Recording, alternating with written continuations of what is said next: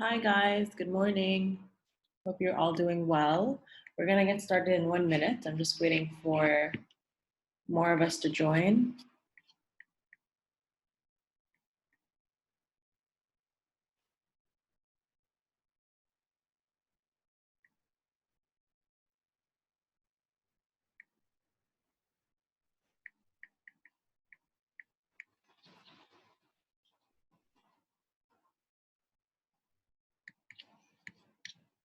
Okay. Is everyone able to see my screen right now? Maybe you can type out the answers.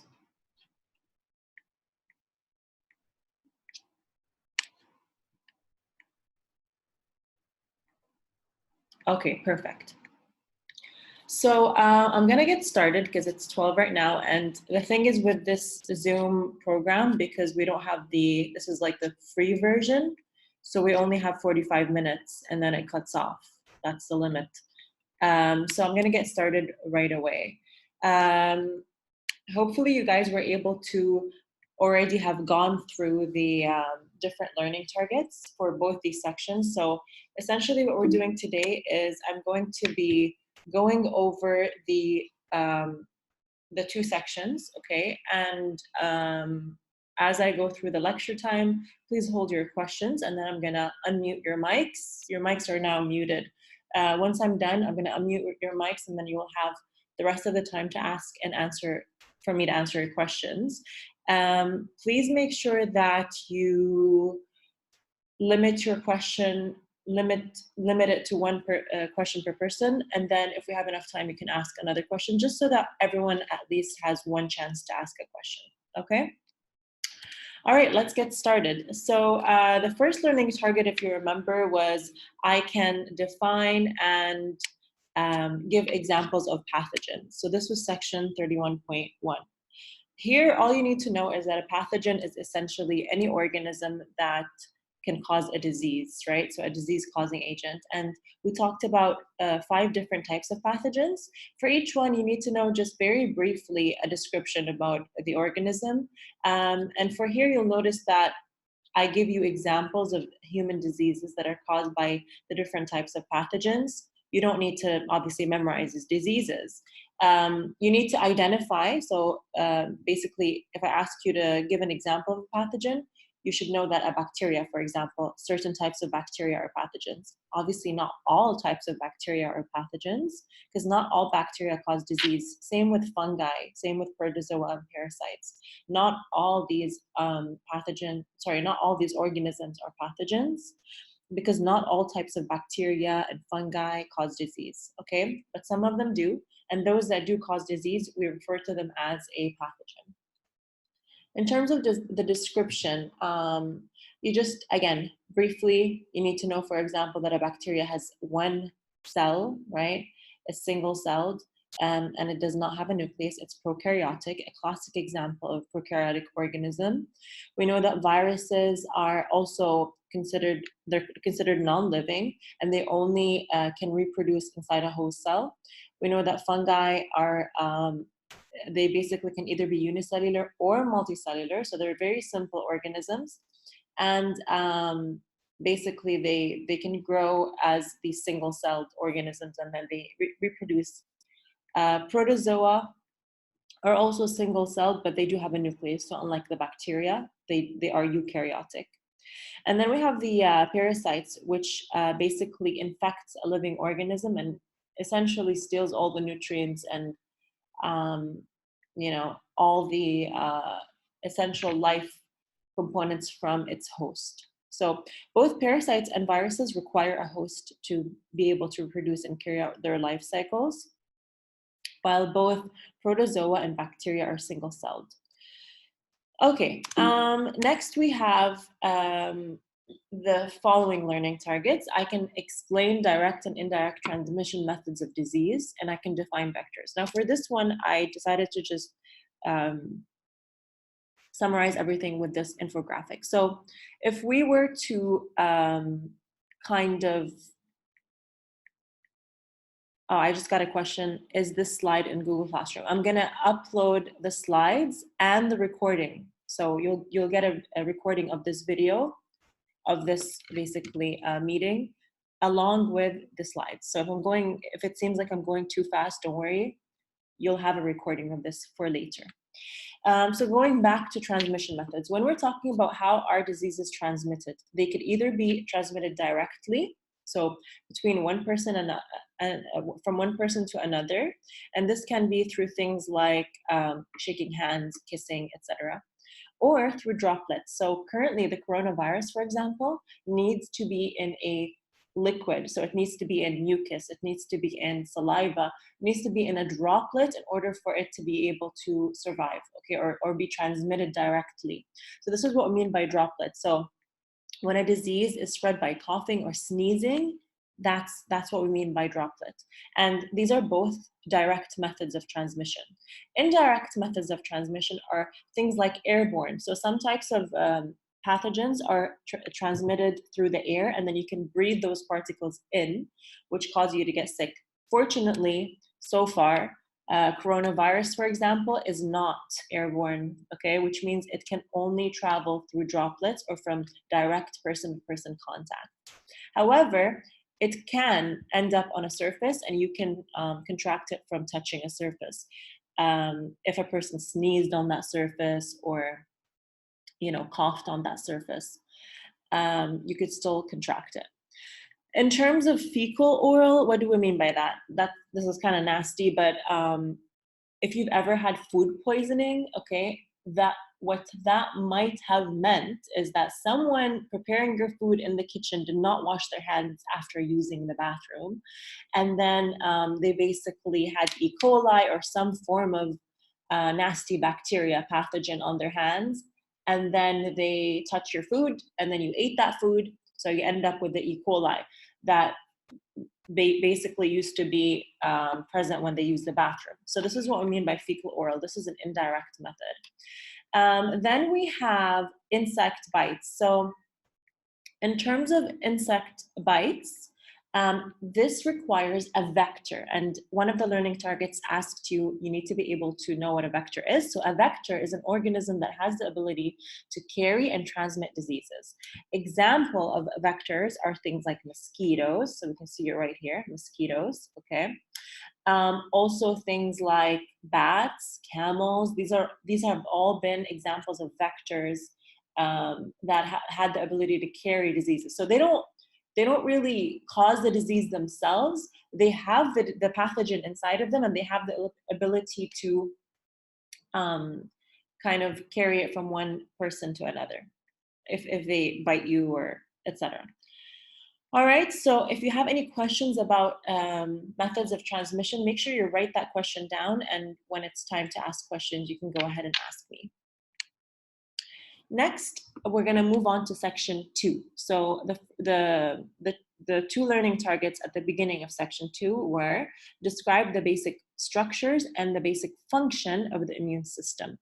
In terms of structure, like I mentioned in the video, you do not have to memorize what these structures, where they are, like their location. I won't ask you to label these structures on a diagram of the human body. You don't need to know in details what these structures do, but you need to know, if I say thymus or liver, you need to know that's part of the immune system. If I say tonsils, that's part of the immune system. Same with spleen, blood, bone marrow, lymph nodes. And in the video, I explain in details what those things, how they are related to the immune system. For time's sake, I'm not gonna go over it right now. But the main players we want to focus on are bone marrow, because those produce white blood cell. Obviously your blood, because that's where the many types of white blood cells are found, also the red blood cells as well.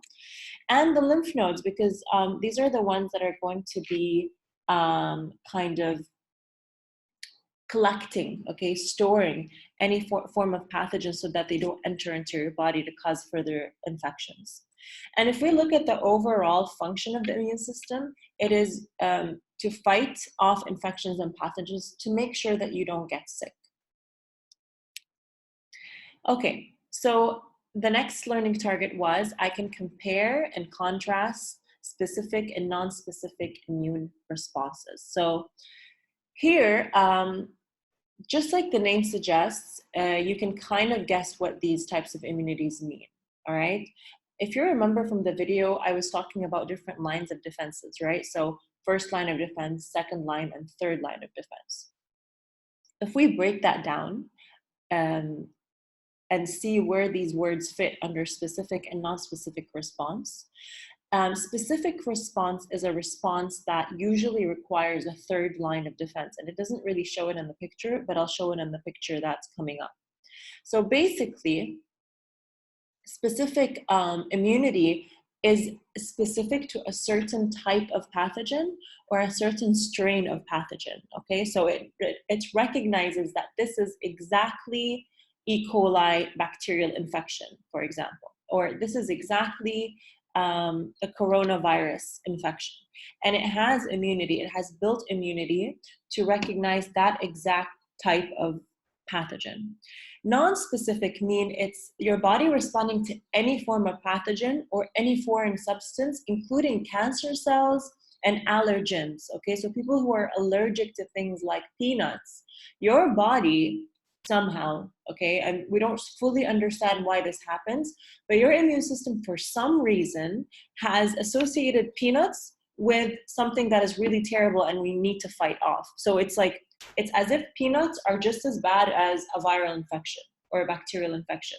That's what happens with people with allergies. So what happens is when you're exposed to a peanut particle or again, virus, bacteria, whatever the pathogen is or foreign body, your body unleashes this non-specific immune response, meaning that it just starts to fight off whatever pathogen, whatever foreign substance has attacked the body. So this includes first and second lines of defenses and things like chemical barriers or physical barriers. So this is, here we're talking about the skin. That's what I mean by physical barrier, right? It's our first line of defense. Chemical barriers like our saliva, our mucus, they contain antiseptic, antibacterial agents that basically help to kill bacteria, kill certain pathogens. And also something known as our natural flora. This is present in our stomach. We have good bacteria that live in our digestive system that naturally fights off bad bacteria and bad pathogens.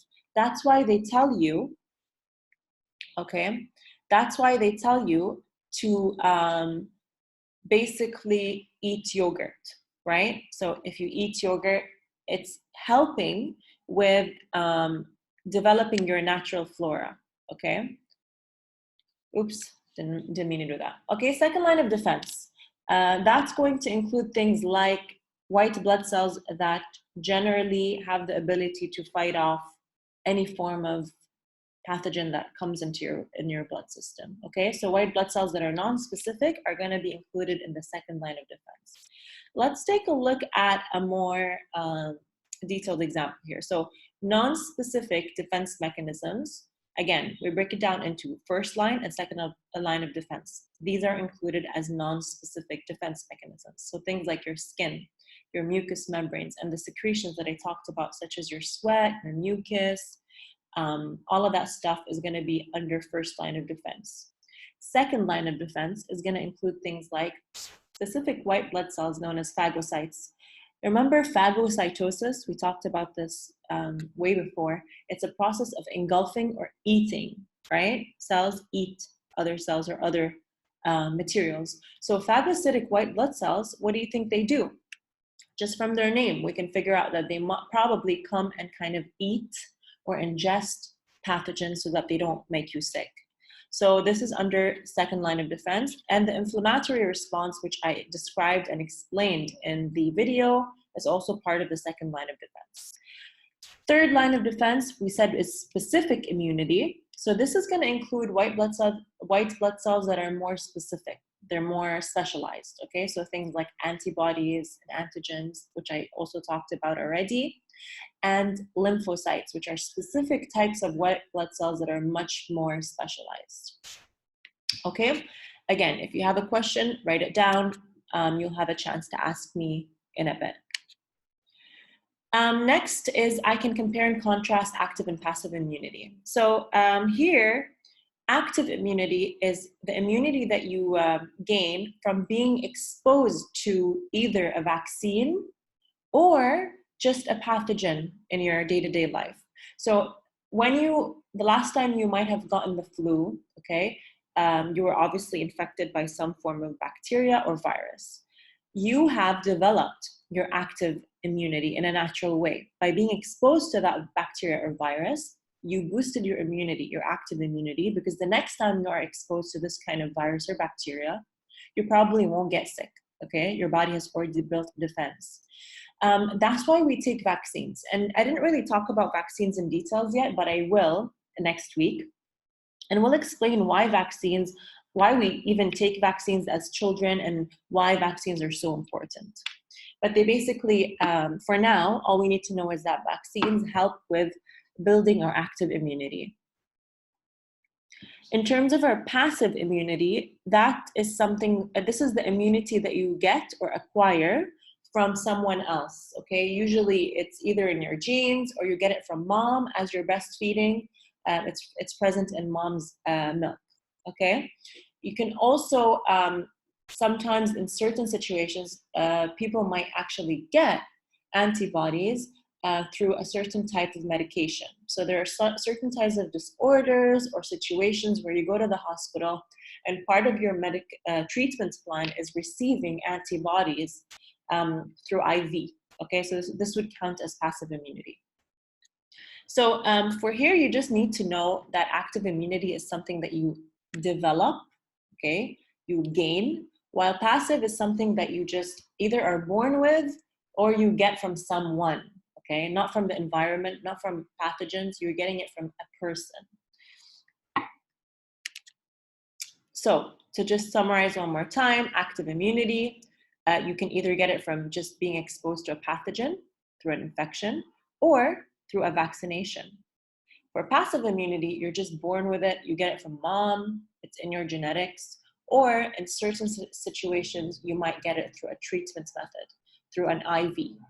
All right, I hope you guys can see that red spot that it's like a pointer. I don't know if it's like showing for you. Let me know if it is. Okay, moving on to the next, it shows, okay, perfect. Moving on to the next learning target, I can explain the difference between the different types of white blood cells. So just to be clear, white blood cells are a major part of the immune system. We already know that. But when you learn about white blood cells in middle school, it's as if there's only one kind of white blood cell, but there aren't. There's so many different kinds. White blood cells come in many varieties. Some white blood cells are very general, like they will just protect you from any foreign substance or pathogen that seems to infect or invade your body. They're not specialized, okay? But other white blood cells are specialized. They have very specific roles in the immune system, and they will target specific pathogens. Okay, so the first two types of white blood cells we want to talk about here are T cells and B cells, okay? So T cells, basically, they are first to come to a site of infection, and they will usually deal with infected body cells. So when a bacteria, when a virus, when a pathogen, any form of pathogen, enters your body and infects you, it infects your healthy cells as well, right? That's why you start feeling sick, because your normal healthy cells are suffering. So the T cells will come and they will attack the infected body cells that now have a bacteria or virus inside of them. All right? B cells, they basically attack the invader directly. So they attack the bacteria or they attack the virus directly. They don't deal with the body cells that have been infected. Okay, so let's take a look at this, I guess, cartoon. Maybe this will clarify things. So here the T cell has the B cell has noticed that there's an invader. Let's assume that this is a type of bacteria. Okay, so the T cell, sorry, I keep messing these up. The B cell notices directly that this is a foreign bacteria and it's infected your body. So the B cell goes and informs the T cell, telling it, hey, look what I found. There's a foreign bacteria that's now in our system. The T cell recognizes that this is a bacteria, and then it basically will go directly to that infected cell, body cell, not to the bacteria, to the body cell, and it will deal with the infected body cell to prevent it from dividing. It also provides the B cell with certain chemicals. Obviously, you don't need to know what these are, okay? But basically, these are chemicals that will help it destroy the bacteria, the invader, directly, okay? Once the B cell receives these chemicals with the help of the T cell, it evolves, okay, and becomes a specific kind of white blood cell known as a lymphocyte. And we'll talk about what lymphocytes do next. So I know it's a lot of things. You're probably like, whoa, this is a lot of information. You will probably need to rewatch this video and pause me, okay, just to kind of digest. And I'm going a bit fast again for time's sake. But basically what you need to understand is that we have these two white blood cells, T cells, B cells. T cells recognize pathogens directly. B cells recognize pathogens directly, and then T cells will destroy the infected body cells. So they don't deal with the bacteria or virus directly. They basically will destroy human body cells that have been infected by the pathogen, okay? B cells, on the other hand, have the ability to go and directly destroy the pathogen that has infected your body. Hopefully this video will make it a bit clear. Let me know if you can hear the video or if you're able to see it properly. Oops.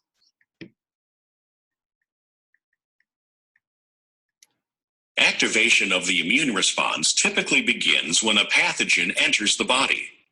Macrophages that encounter the pathogen ingest, process, and display the antigen fragments on their cell surfaces.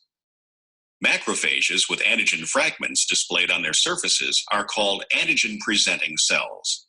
Okay. An antigen-presenting macrophage. This video is going to go into a lot of details. It's going to use big fancy words. Ignore it. Okay, we just want to look at the big picture. So here we have a body cell that has been infected by a bacteria, let's assume, a pathogen. And it has, remember that we said that there are these things called antigens and antibodies, right? So it has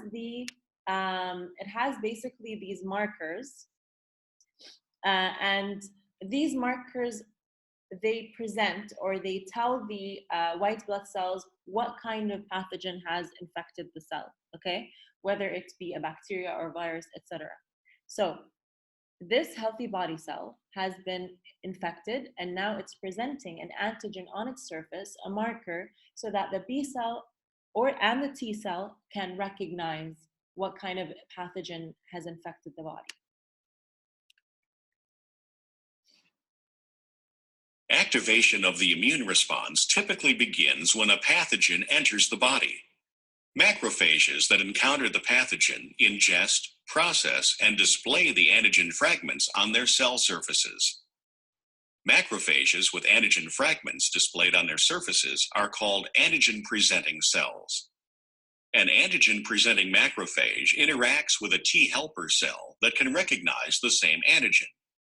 During the interaction, the macrophage releases a chemical alarm signal called interleukin-1, which stimulates the T helper cell to secrete interleukin-2. Interleukin-2 causes the proliferation of certain cytotoxic T cells and B cells. The immune response from this point follows two paths, one using cytotoxic T cells and one using B cells. Normal cells of the body that become infected can also digest some of the pathogens and display antigen fragments on their cell surfaces. The body makes millions of different types of cytotoxic T cells. Each type is able to recognize a particular antigen. The cytotoxic T cells that are capable of recognizing the antigen displayed on the surfaces of infected cells bind to the infected cells and produce chemicals that kill the infected cell. Okay, so one thing I want you to notice is that the pathogen, we said, displays this thing known as an antigen, right, on its surface. And we said that an antigen is like a marker that tells the body or tells the white blood cells what kind of pathogen this is. And then the specific types of white blood cells. So here we have the B cell, essentially will bind to the basically to the antigen. And if it fits, just like the lock and key model that we've already seen previously, so we have the same kind of trend going on. If it fits, then it basically has the ability to recruit other white blood cells in order to fight off, kill, destroy this pathogen. Or, so that's in the case of the B cell, or the T cell will then destroy the infected body cells by this pathogen. The whole point here is to A, kill the pathogen, and B, prevent the infected body cells from dividing, because then you'll end up with more and more unhealthy cells, which you don't want. Let's take a look at the next learning target. So we've already kind of discussed what T and B cells do. We said that there's many other types of white blood cells. So here we look at the other types of white blood cells, things like lymphocytes, okay, basophils, mast cells, neutrophils, macrophages, and eosinophils. Really big fancy names. You need to be able to kind of know at least one thing about these white blood cells, okay? Basically, basophils make chemicals that cause inflammation in the bloodstream. And this is part of, remember the inflammatory response that I talked about? So both basophils and mast cells increase the inflammatory response that we talked about. And the inflammatory response is going to be really important because what it does is it creates an environment that the bacteria or the virus does not like, right?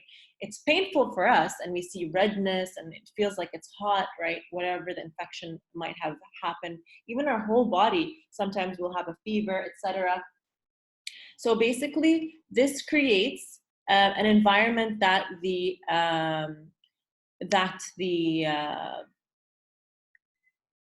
pathogen does not favor, okay? Neutrophils engulfs pathogens and foreign invaders, and same with macrophages. So neutrophils and macrophages kind of do the same thing, but neutrophils will engulf the foreign invader or the pathogen, while macrophages will engulf parts of the healthy body cells that are sick and you need to get rid of. They're kind of like cleaners.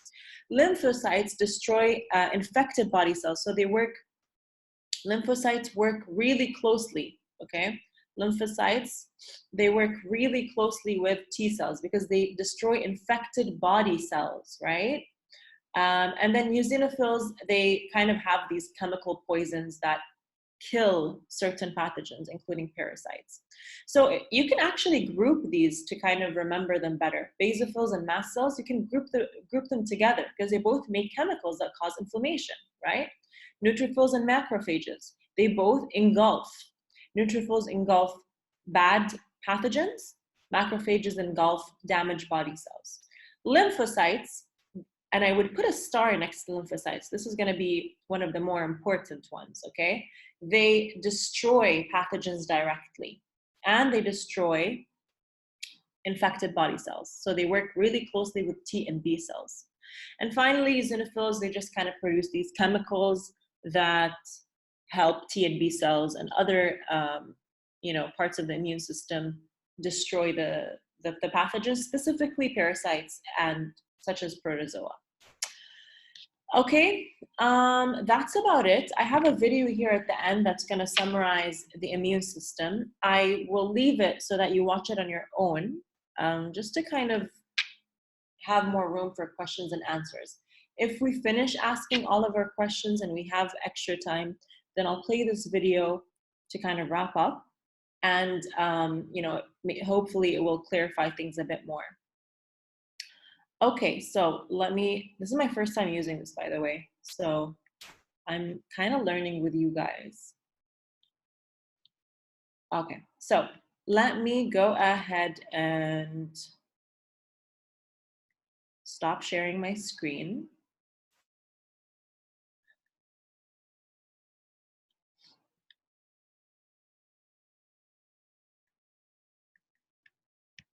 You know what? Let me keep my screen up in case you guys want to ask specific questions.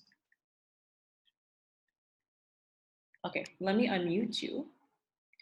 So if you have a question, okay, I feel like a grandma right now. I can't even.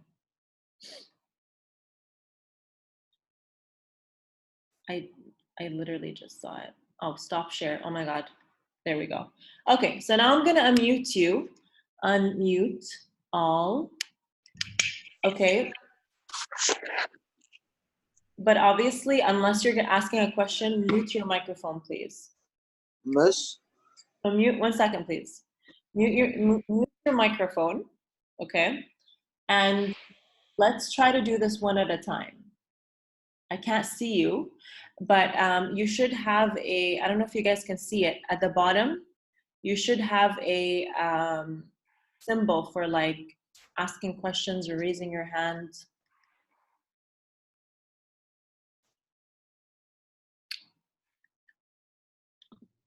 Okay, Latifa, go ahead.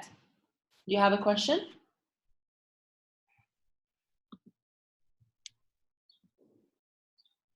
Oh, I guess not. Okay, who has a question? Just start asking.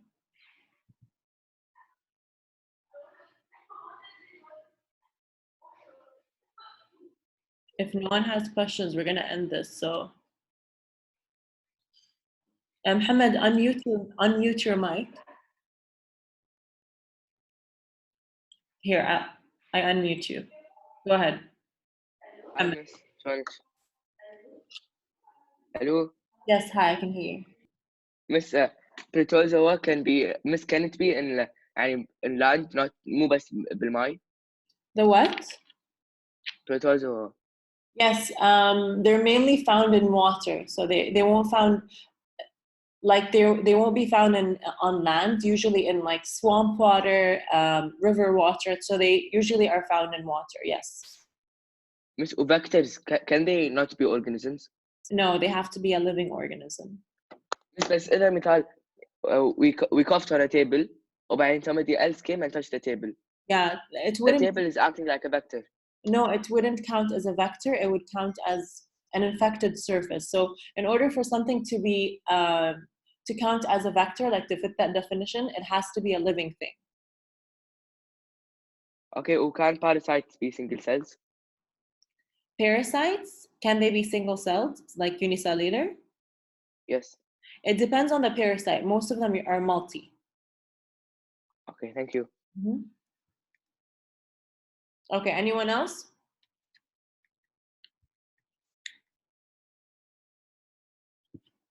Yes, Latifa, go ahead. Miss ما فهمت شنو يعني vector. A vector is any living organism that has the ability to carry disease or to carry pathogens. So يعني if I had a disease وأنا رحت جست أحد, am I the vector? good question. So usually vectors are animals. We technically we could fit under that definition, but the thing is, vectors already have that disease in them. مو إن they were infected and then they carry it to someone else. So basically something like a bat already has that disease, already has that pathogen living inside their system. And then they spread it, okay, when they come in contact with another organism or like a human or etc. But once you are infected, you're not technically the vector because you didn't start with that pathogen inside of you. You just got it from something or someone else. Oh, okay, thank you. Yes, Rakan. Miss, I wanted to ask you, will we dive in types of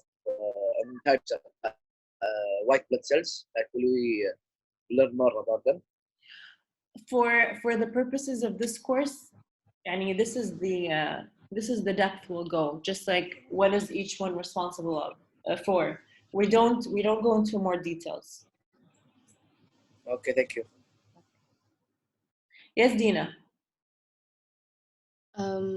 Miss, what did you mean لما قلتي إن bacteria, fungi, protozoa, parasites, they're not all pathogens? شنو قصدك؟ يعني there are certain kinds of bacteria that are good. You know how they say they're like, we have certain bacteria that live in our digestive system that are good. They help us digest food. They even help boost our immunity. Okay, so there are some type of bacteria that are helpful and some of them are harmful. So not all bacteria. Just because we hear the word bacteria, it doesn't mean that all of them are pathogens. Okay, some of them are actually helpful or healthy. Same with fungi. Like we eat mushrooms, right? We eat mushrooms on our pizzas, we put it in our salads. Mushrooms are fungus. It doesn't mean they're pathogenic, right? These are like edible mushrooms. But then you have other types of fungi that actually are pathogenic, meaning they cause disease. Is it the same حق protozoa or parasites? Protozoa and parasites mainly. So protozoa, some protozoa are not harmful. I'm talking in terms of humans. They might be harmful for other organisms, but not for us. But parasites, most of them are. Yani when we hear the word parasites, most of them are going to be harmful. Okay, thank you. Fozia, you have a question. Let me unmute you. Go ahead, Fozia. Miss نفس دينا بس حق viruses are all of them harmful ولا نفس الشيء في some they're not? Yeah, but the thing is, not all viruses are harmful to humans. So there are certain viruses that affect animals, but not us. We can't catch them. But يعني some viruses they're not pathogens. Yeah, like to humans, they're not pathogenic to humans. يعني we can't get sick from them. ومس بالsection review the second question قلتي explain one way the immune system works with our body system to prevent and fight diseases. قصدك؟ So you could answer this question in many ways. The easiest way to answer this question is you can talk about the circulatory system. صح? So the circulatory system has our blood, right? It circulates blood around the body. It works with the immune system. And the circulatory system carries the white blood cells, which then are going to be used by the immune system to fight off pathogens and infections. So basically you have immune system and the circulatory system working together. Okay. ومس آخر شيء بيكون في summative على هذا الدروس لأنه it's so long. No, not. So we haven't really decided how we're going to assess this just because we keep getting different messages from the ministry. So far, we just assume that we're not going to assess you on anything right now. When we come back, we might just, review everything. And then obviously if we do that in school, then it's fair game in terms of assessment. Okay, thank you. Mm-hmm. Any other questions?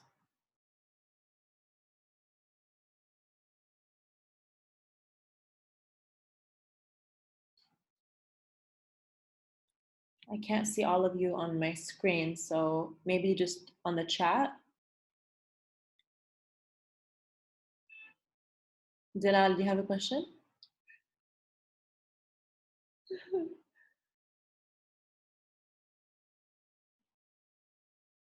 Okay. It seems that's it. I hope you guys are like doing well and not feeling bored. I'm starting to get a bit bored and I'm not sure what's going to happen in terms of if we're going to be off for more than these 2 weeks. And I miss you guys. But anyways, if you guys don't have any more questions, we're gonna go ahead and end this because our time is coming to an end. Again, we said we have like 45 minute limit and we're approaching 40 minutes. Don't give us assignments. This is a vacation. No, it's not a vacation. This is not a vacation. And I'm trying my best not to overdo it with the assignments. Like, I think I'm doing a good job, right? Next week, it'll be the same trend. Yani, we'll do like probably 1 or 2 lessons per week and 1 or 2 assignments per week. So Nothing more than that. And for each assignment, you'll have at least 2 days to finish, but then a week due date. So keep that in mind. And no, I will not give you any assignments on the weekend, Friday, Saturday. No. Okay. So if there are no more questions, we're gonna go ahead and end this meeting. I'm gonna re-explain everything when we return back to the school. We'll probably do a revision, yeah. So I'm not gonna go into depth, obviously not, because I would bore myself if I have to repeat myself. But we will review like briefly, and I'm gonna go ahead and put the slides as well as the recording of this session once we end, okay? Have a great day, guys. Enjoy your weekend, and I'll see you inshallah in a week. And if not, we'll see what happens. Bye, guys.